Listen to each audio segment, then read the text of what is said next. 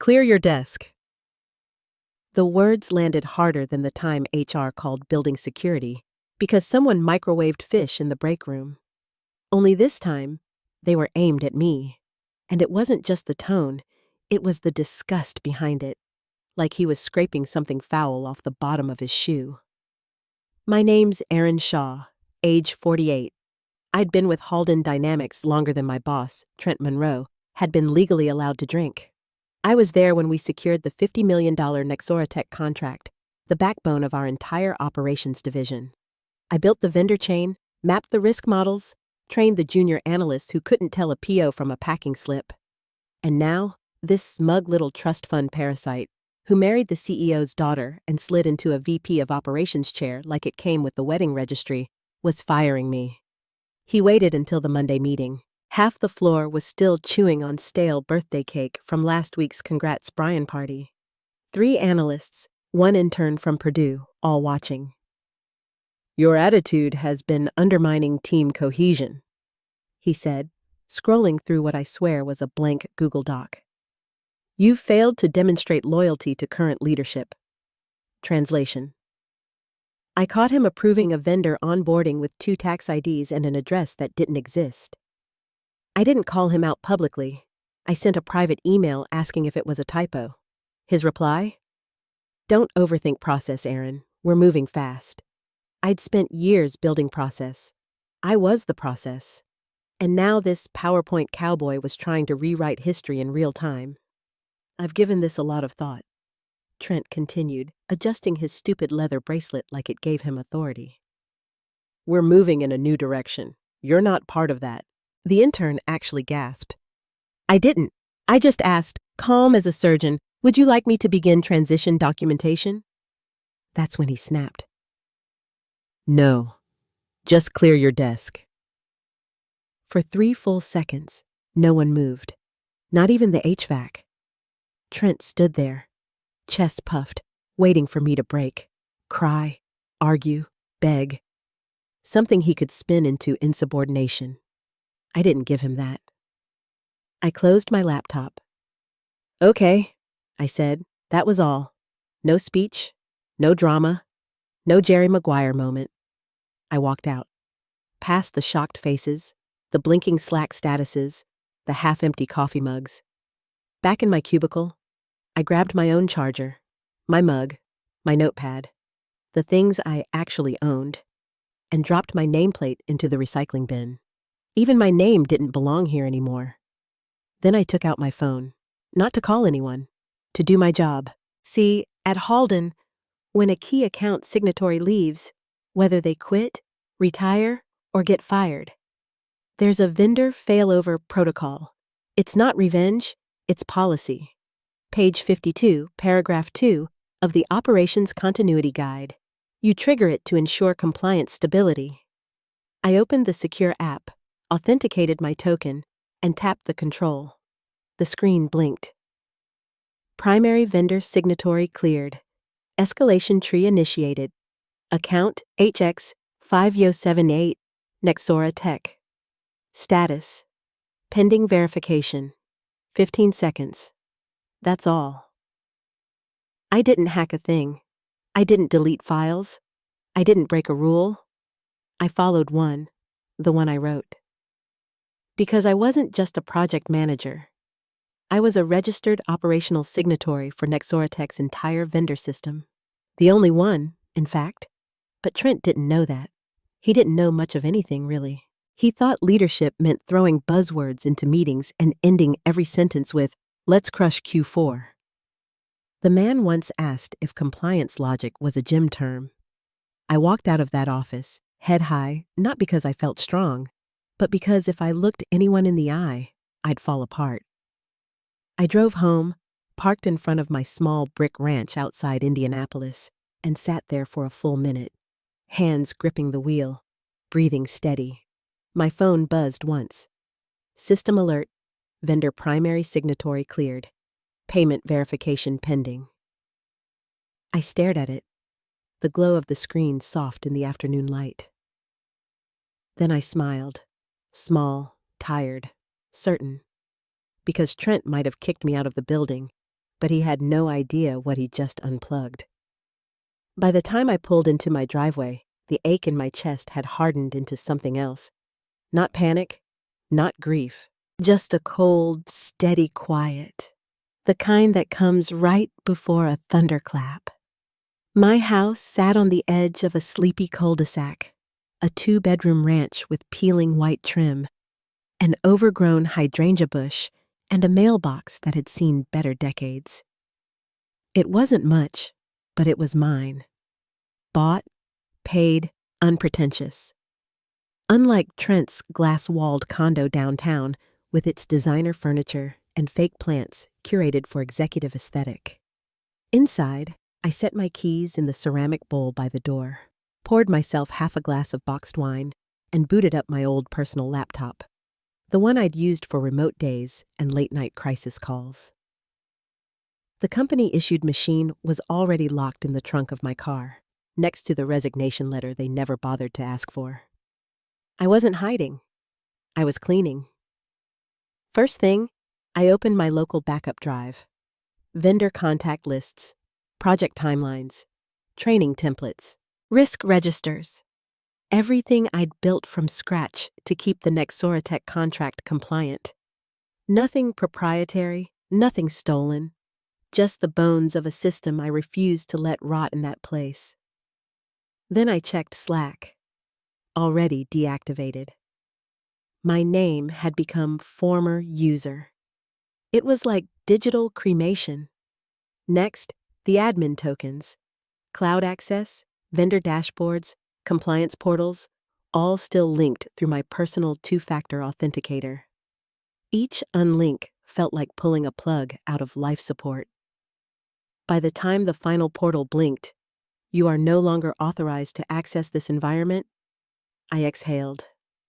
Clean break. No trails. No leverage they could twist into accusation. My email forwarding was still active, though. A technical oversight Trent wouldn't have noticed if someone tattooed it on his perfect little forehead. So, I still got system alerts. At 6:03 p.m., and while I sat on the porch watching a squirrel attempt murder on a blue jay, it pinged again. Payment verification failed. Signatory missing. Account HX5078. The words sat on the screen like a dare. I didn't laugh. I didn't even smirk. I just whispered, "Oh, Trent." Because this wasn't revenge. This was procedure.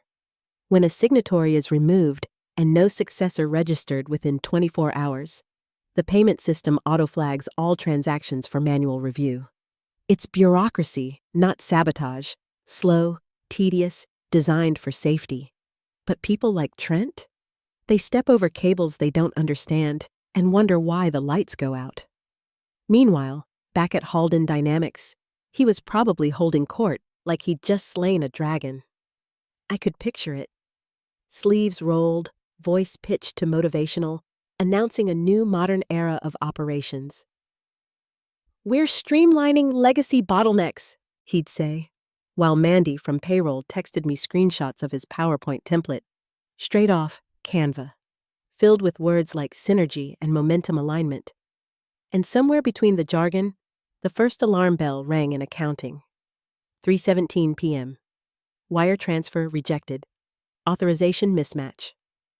The Nexoratech quarterly prepayment, $4.3 million, had bounced back like a rubber check at a Vegas casino. The junior analyst probably told him right away, and he probably waved it off, blaming system lag or legacy code. The CFO, Frank Doyle, was out with the flu. The controller was off-grid on a glacier cruise in Alaska. The only person who could have fixed it? Me, sitting on my porch, sipping wine, watching the sunset bleed through the blinds. By dinner, I'd microwaved lasagna, refilled my glass, and pulled up the original Nexoratech contract from my archive.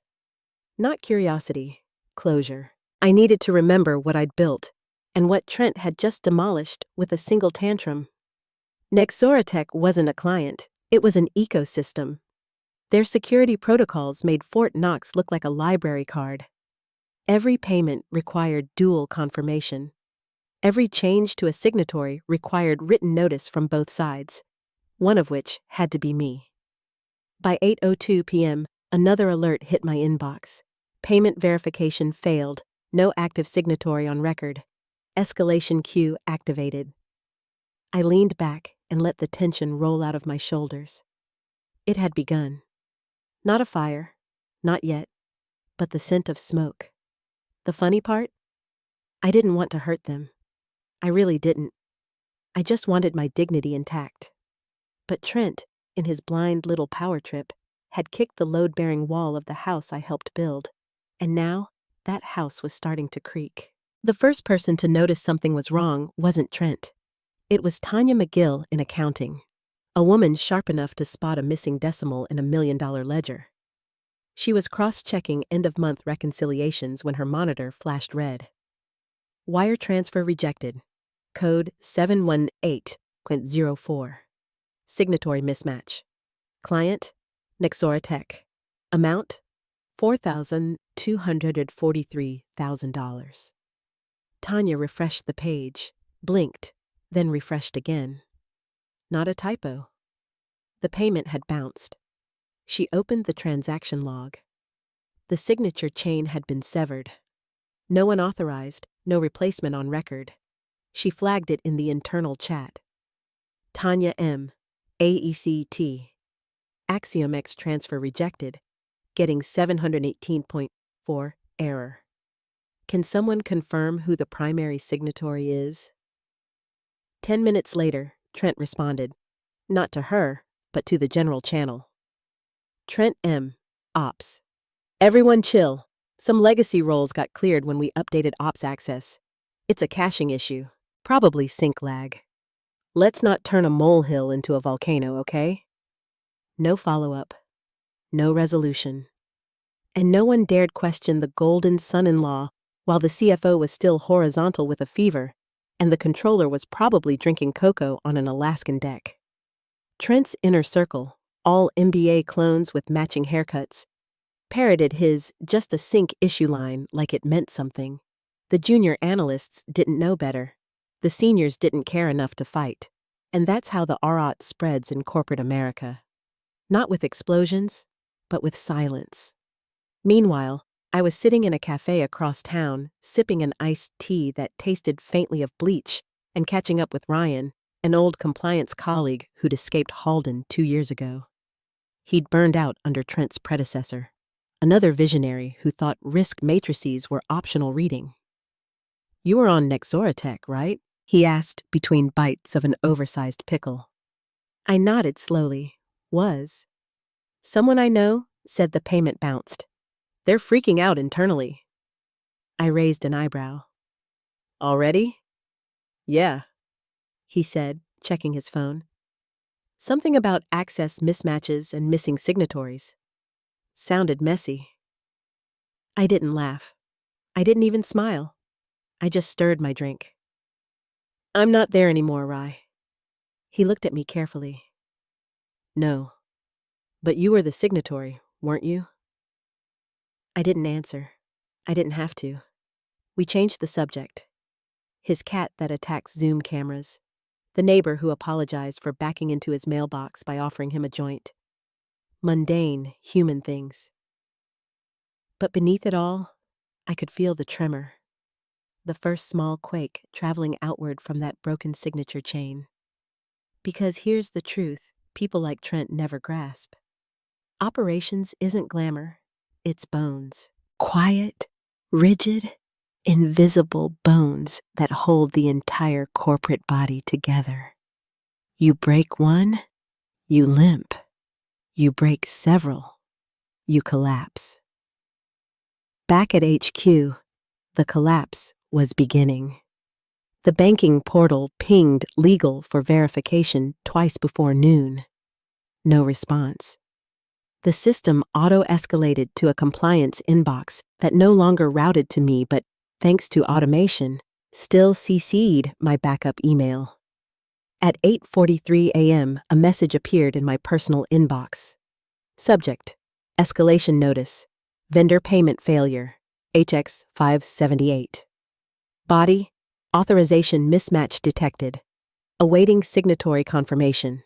Attached, a timestamp, a log, my former title. Primary vendor signatory, operational. Now marked vacant. I read it, closed the laptop, and sat still for a full minute. No anger, just the slow, quiet realization that the dominoes had started to fall exactly as the manual dictated.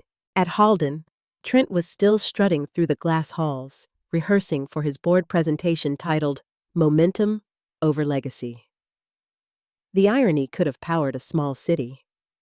He talked about modernizing operations, pacing around with his sleeves rolled and his confidence set to delusional. He didn't know that Nexoratech's legal department had already scheduled a contractual breach review for 9 a.m. the next day. And I was home, hair tied up, tea steaming, laptop open to a muted Zoom feed, a silent spectator to the fire he'd started. Because the system was about to ask a question no one at Halden could answer. Who authorized the removal of a primary account signatory? And for once, silence wouldn't save them. The next morning started like any other, quiet, ordinary, deceptively calm. I watered the little succulent garden on my kitchen windowsill, toasted a bagel I didn't really want, and waited for the kettle to whistle. The inbox pinged again. Newsletters, a pharmacy coupon, and one strange email. No subject line, just a Zoom link and 2 words from an old coworker, Kara. You'll want this. I stared at it for a second, then I clicked. The call loaded. I recognized everything. The polished oak table, the branded water bottles, the fake smiles. Only this time, I wasn't there in a blazer. I was watching from my kitchen, wrapped in a hoodie, coffee in hand. The meeting title read, Nexoratech Council, Contractual Breach Review. The kind of phrase that only comes from lawyers, not assistants. At 9 a.m. sharp, Gregory Halden, our CEO, and Trent's father-in-law, appeared on screen. The man looked like he hadn't slept. His tie hung loose, his face gray around the eyes. Legal, finance, compliance, they were all there, pale and tight-lipped. Then, at the center window, appeared Reed Kaplan, Nexoratech's lead counsel, the kind of man whose voice could slice marble. Calm, cold, surgical. There was a payment rejection yesterday, Reed began, like he was reading a report on weather conditions. Our systems flagged the wire as unverified due to a missing authorized signatory. The CFO, freshly returned from his sickbed, nodded weakly. Yes, we're aware there was a temporary credentialing issue. Temporary, Reed repeated, raising one finger. The signatory on record, Ms. Erin Shaw, was removed. No replacement submitted, no written confirmation, no countersigned notice. Gregory cleared his throat. She's no longer with the company. Reed's expression didn't flicker. Did she resign? Silence. She was terminated, Gregory said finally, and the weight of those words seemed to echo off every wall. Reed leaned back slightly, his tone still steady but sharpened. Section 7B of your agreement requires that all signatory changes be submitted in writing and acknowledged by both parties. As of this morning, our legal office has received no such documentation, which means the removal was unilateral. That constitutes a breach. The word breach hit like a gunshot muffled under corporate politeness. Gregory tried to talk again, but Reed didn't stop. We've halted all pending payments. Our audit division is preparing an inquiry. If this isn't rectified within 72 hours, Clause 11F becomes actionable. He didn't need to explain Clause 11F. I knew it by heart. It gave Nexoratech the right to freeze payments, launch a full vendor audit, and reconsider the entire partnership. It was the nuclear button. And then, right on cue, the door behind Gregory opened. Trent walked in, hair slicked back, shirt collar open 1 button too many, tablet under his arm. He wasn't invited. He just strolled in like he owned the place. Morning, he said, sliding into a chair beside Gregory. Reed paused mid-sentence. And who is this? Trent Monroe, Gregory said tightly. VP of Operations, the same person who authorized the personnel transition? Gregory's silence said it all. Reed's jaw flexed once. I suggest Mr. Monroe refrain from commentary until counsel reviews this matter. But Trent didn't do quiet. Look, he said, voice casual, cocky. We modernized Access last week. Legacy credentials were clogging workflows. It's a technical hiccup, not a compliance breach. Reed didn't blink. So your firm unilaterally removed the primary signatory on a $50 million contract without written consent. The room froze. No one spoke. No one even breathed. Gregory tried to salvage it. Something about internal miscommunication. Reed cut him off with a single look. We're not discussing internal politics, Mr. Halden. We're discussing a contractual violation. He clicked a document open on screen. A wire record, a missing signature chain, my name now listed as vacant. Time-stamped, undeniable. As of now, Reed said, voice like granite, all scheduled payments are suspended until we complete review. Trent squinted. And what's Clause 11F again? Reed blinked once, slowly, dangerously. It gives us the right to suspend the partnership, initiate a third-party audit, and reevaluate your firm's risk as a vendor. Gregory looked like he'd aged 10 years in one meeting. Trent's confidence cracked. Reed ended the call without a goodbye, just a click and a blank screen. The silence that followed? That was the sound of $50 million evaporating. The call didn't end with shouting. It ended with that slow, heavy silence that creeps into a room when everyone realizes the money just left. Gregory sat there frozen, mouth half open, eyes staring at the black square where Reed's face had been seconds ago. The boardroom lights buzzed faintly. Legal was already typing furiously. Finance looked pale, and Trent, oh Trent, was still sitting there like a man who thought he could charm gravity into forgetting it existed. Why didn't we file the transition form? Gregory finally asked, voice low and clipped. Trent straightened in his chair, trying to reclaim his usual smug composure. It was an internal personnel matter, he said. Aaron was terminated for cause. I didn't need external approval to manage my team. The word cause landed like a dropped blade. Legal flinched. Everyone knew it was the kind of word that begged for lawyers. Trent kept talking, like a man digging his own grave with a PowerPoint clicker. This is being blown out of proportion. It's one account, one missed update. We can walk it back with the right messaging.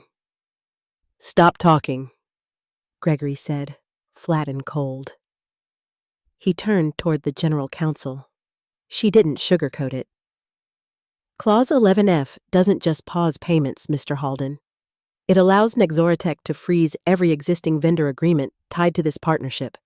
That's 2/3 of projected revenue for the fiscal year. And if they publish the audit findings, we'll be red flagged across every compliance exchange in the sector.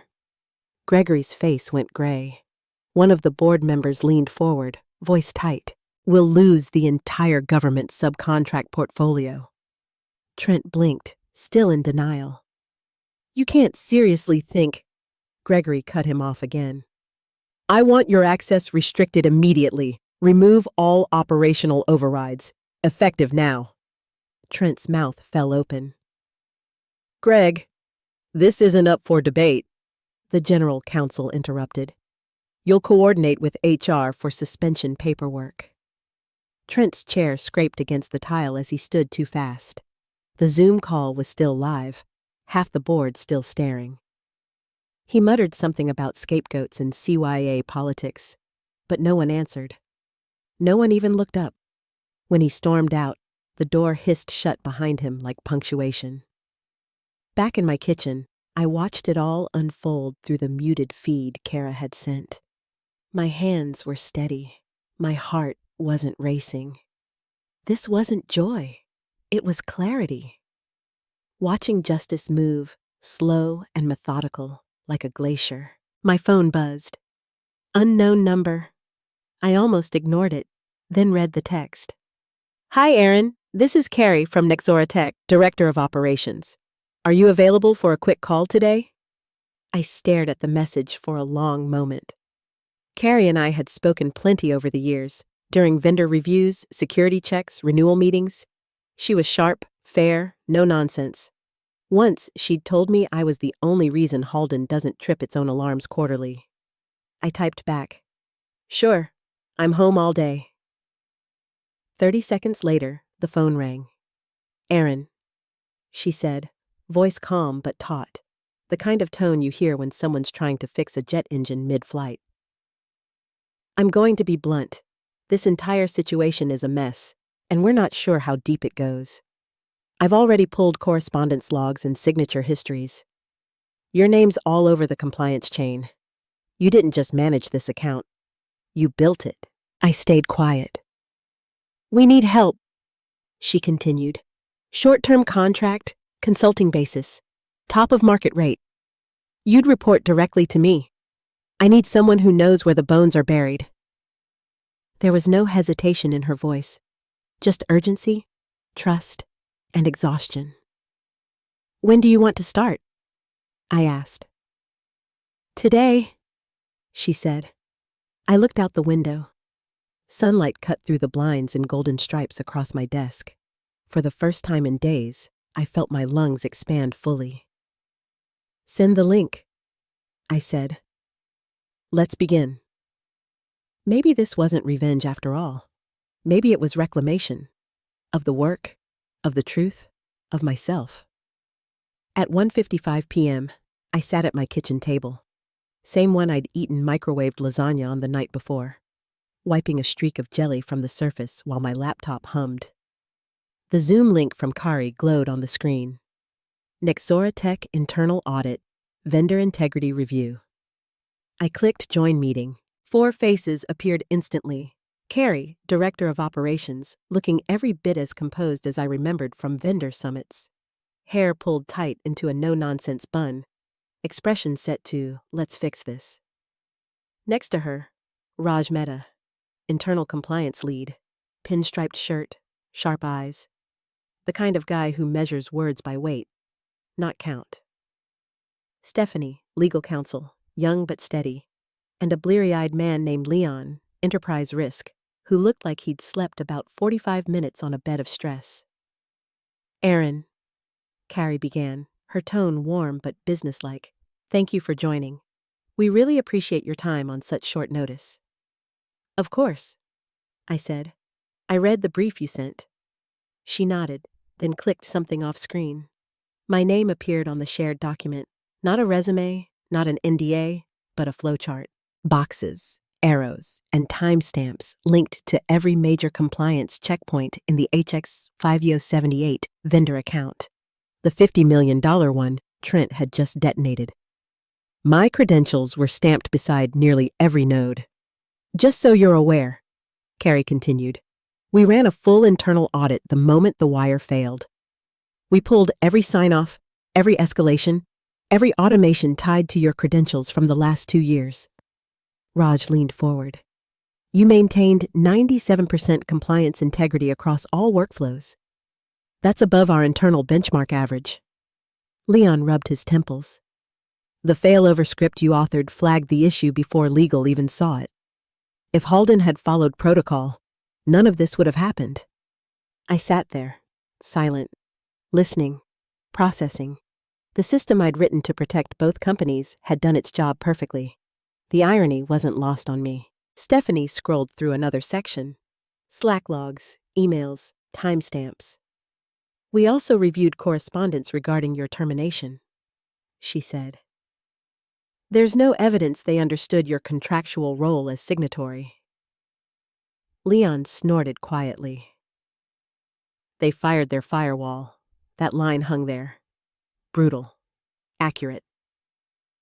Kari exhaled, the corners of her mouth tightening. "We'd like to retain you as a short-term advisor. Help us reevaluate vendor vulnerabilities and design new redundancy safeguards. You'd report to me directly. Flat 5-figure rate for the initial review." I didn't need to think. I didn't even smile. I just asked, "What's the scope?" "High-value vendor onboarding and offboarding workflows, Raj said crisply. Automation logic, personnel redundancy, audit triggers. Essentially, everything Halden ignored. Carrie leaned closer to the camera. And if it goes well, we'd be open to a longer engagement. Let's do it, I said. Perfect. She smiled. Small, genuine. We'll send the paperwork this afternoon. The call wrapped in polite professionalism. No dramatics, no flattery. Just competence speaking to competence. The rarest sound in corporate life. As I clicked leave meeting, I caught one final note in the shared document before it disappeared. Operational integrity, reinstated. I closed my laptop and sat back. The afternoon light was fading, slicing across the floor in thin golden beams. For the first time in years, I didn't feel invisible. I felt steady. Not triumphant, not vindicated, just seen. Across town, though, Halden Dynamics was anything but steady. At 7:30 the next morning, the emergency board session invite went out.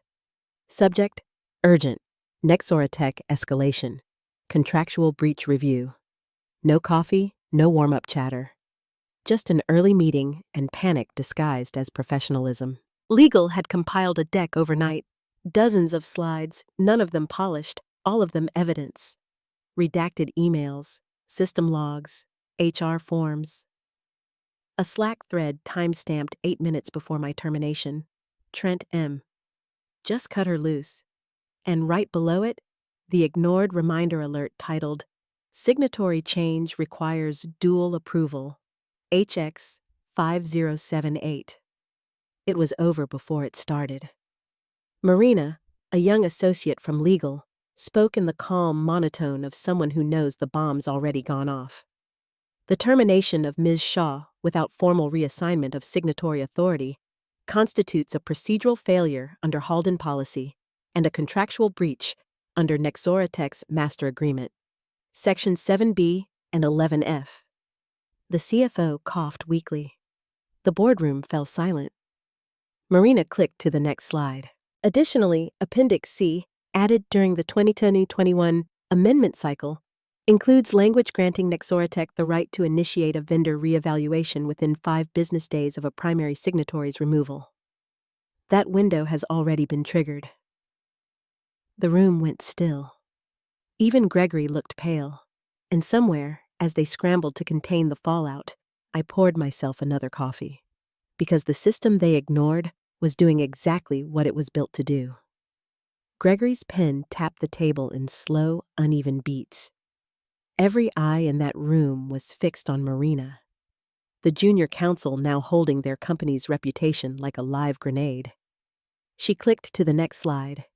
Emails, system alerts, time-stamped screenshots. In summary, she said, Halden Dynamics failed to notify Nexoratech of the operational transition. No replacement signatory was assigned, no redundancy plan filed, and no post-termination communication issued. This is not a misunderstanding. It's negligence. Trent sat 3 seats away, arms crossed, his jaw locked so tight it looked painful. He tried to interrupt, voice steady but eyes flickering. Let's be reasonable. Erin was obstructing workflows. She refused to align with modernization initiatives. Marina didn't even look at him. Ms. Shaw's task completion rate for the Nexoratech account was 98.7%. Her escalation reports were timely and error-free. The obstruction, she said, letting the word sharpen, came from your unauthorized changes. A quiet exhale rolled across the room. The kind that sounds like defeat wearing a suit. Gregory folded his hands. So they can pull the plug? They can, Marina confirmed. And they already have. Nexoratech has invoked Clause 11F. Payments are frozen. The client's internal legal team is conducting a vendor risk audit. If the findings go public, Halden's vendor reliability score will plummet. The CFO, still pale from the flu, rubbed his temple. That score's used by every federal contractor. We'll lose the Defense Tech renewal. Another director whispered, and our Series D investors. The words hung there like smoke. Gregory finally turned to Trent, and for the first time since his promotion, there was no warmth in the look. No family buffer, just cold calculation. You signed off on this transition. Trent hesitated.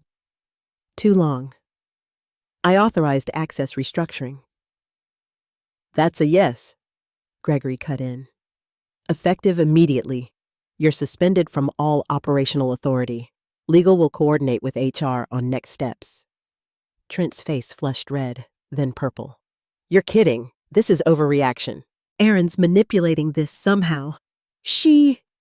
Gregory slammed a hand flat on the table. The sound cracked through the room. You fired the one person who understood our backbone account, and you did it without reading a single clause in the damn contract. Trent's mouth opened, then closed again. For once, he had no words. The meeting dissolved after that. No motion, no vote. Just exhaustion. Everyone knew what it meant. Halden's flagship client was gone. The rest of the year's projections? Ashes. Meanwhile, I was 3 miles away, reviewing a compliance diagram with Kari and Raj on another Nexora Tech call. They'd already begun building their new vendor redundancy system. Mine, basically, rewritten under their brand. Raj smiled faintly at his screen. You realize, Aaron, you've saved us millions just by being thorough. Thorough is underrated, I said. Kari leaned back. You're not wrong. We're going to name the new workflow after your protocol. Shaw sequence. I laughed softly. Please don't. I'm allergic to ego monuments. She grinned. Then consider it an inside joke. The call ended cleanly. No lingering applause, no speeches, just 4 professionals doing what needed to be done. I closed the laptop and sat back, letting the quiet wash in. But across town, quiet had turned toxic. Halden's PR team was fielding investor calls while legal drafted a damage statement. It locked Trent's access that afternoon. By sunset, his ID badge didn't open the elevator. A security guard escorted him out. Someone caught it on their phone, VP of Operations carrying a half-empty box through the lobby while the receptionist pretended not to stare. Corporate justice doesn't come in handcuffs. It comes in calendar invites titled Access Suspension Notice. That night, I walked a slow lap around the park near my house. The air smelled like rain and lilacs. My phone buzzed with a new message, this time from Kari. Contract finalized. Wire sent. Welcome to Nexora Tech Consulting. I stopped under the streetlight, reading the line twice. Not joy, something steadier, cleaner. They had tried to erase me from the system, but instead, I became the system they couldn't run without. The next morning came with another email bomb, this time sent at 10 o'clock a.m. sharp. The subject line, Resolution Review, Nexora Tech Council. In corporate language, that didn't mean discussion. It meant, the decision's already been made, and now you get to sit there and take it. Inside Halden's glass-walled boardroom, the mood was grim. Most of the executives had their cameras off. Gregory sat center screen, pale and still. The company logo glowing faintly behind him like a headstone. HR sat to his right, legal to his left. Trent's seat, empty. Then, as if the universe demanded perfect timing, Reed Kaplan appeared on screen again. Same dark blue tie, same calm expression, same controlled voice that could chill a room without raising an octave. He didn't bother with greetings. Let's begin, he said, and clicked a document into view. A single-page report with bold red text stamped across the header. Clause 11F. Actioned. Our payment, Reed began, uneven, was rejected due to a missing authorized signatory. Subsequent investigation confirmed that your organization unilaterally altered signatory status without written consent. Therefore, per Section 7B, Nexoratech has exercised its right to pause all active engagements pending a full vendor risk reevaluation. Gregory opened his mouth, but Reed continued without pause. This is not conditional. It is effective immediately. Oversight of the Westfield account, he used the internal codename, is now under our internal review board. Future collaboration will be determined following audit completion. He minimized the document, looked directly into the camera, and asked one final question. Per agreement, who authorized the removal of a primary account signatory? The silence that followed wasn't just awkward, it was surgical. Everyone knew the answer. Everyone also knew the person responsible was no longer in the building. Gregory's lips parted, but no words came. His jaw flexed once, then he simply nodded. Very well, Reed said. Clause 11F remains in effect. Our risk team will be in contact within 48 hours. Thank you for your time. Click. The feed went black. For a long moment, no one spoke. The sound that finally broke the silence was the faint hum of the HVAC system and the shuffle of someone's papers as if pretending to do something useful. Then Gregory stood slowly, looking older than I'd ever seen him. We're done here, he said, voice flat. This meeting is adjourned. No one objected. No one even breathed loudly. Within 2 hours, the internal memo leaked. Halden Dynamics placed under active vendor audit by Nexoratech following compliance breach. By afternoon, their investor Slack channels were in meltdown. By evening, the story hit 2 trade publications. Vendor integrity collapse at Halden Dynamics. No names, but everyone knew who'd caused it. And somewhere in a quiet cafe 3 blocks away, I was sipping an espresso and reviewing my next contract phase. Kari had sent updated terms. 6 months, renewable, with a consulting rate that made my old salary look like an unpaid internship. She joined the call 10 minutes later. I assume you've seen the headlines? I have, I said. She exhaled softly. We didn't want it to go public, but it's done. And frankly, this will make our board happy about bringing you in permanently. Permanently? Yeah. She smiled.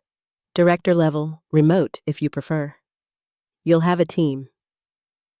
I leaned back in my chair. Outside, the sky over downtown Indianapolis glowed with the orange haze of evening traffic. I'll think about it, I said, though I already knew my answer. Carrie grinned. Take your time. Either way, you saved us. After she hung up, I sat there for a while, watching the streetlights flicker on. My reflection shimmered in the cafe window. No badge, no lanyard, no corporate leash. Just me. Still standing. When I finally walked past Halden's headquarters that night, the lobby lights were dim. A new sign taped to the glass doors read, Notice, all building access suspended pending system reset. Authorized re-entry by facilities only. Translation, they were still cleaning up Trent's mess. I didn't stop. Didn't even slow down. My reflection drifted across the glass. Older, calmer, free. They told me to clear my desk. I cleared their deal instead. And as I walked away into the cooling air, phone buzzing with a new offer from Kari's HR team, I realized something simple but permanent. You can fire a person, but you can't fire their principles.